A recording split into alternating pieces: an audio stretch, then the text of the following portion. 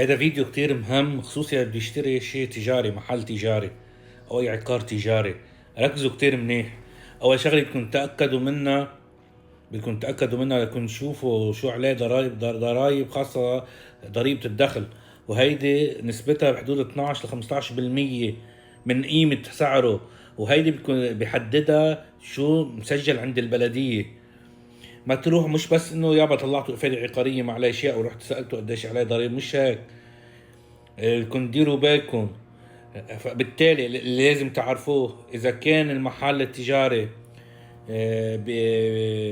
باشغال المالك عم يشتغل فيه كان، او كان مأجره، هذا بتروح ضريبة دخل. هاي بيتحملها البايع 15% من حقه. اوكي، هني حيطلعوا على اسمه اصلا قبل ما تدفعوا كل مصرياتكم. انتبهوا. وافترض مثلا حقه $100,000، $15,000 15%، هاي ضريبة دخل بدها تروح، هاي على البايع 15% من قيمته. ديروا بالكم من هالنقطة. هلا إذا كان المحل مسكر ما عم بيشتغل، لا ما بيطلع عليها هالقد. اوكي، بس حبيت اوضح لكم اياها لانه كثير عم يسألوني عنها.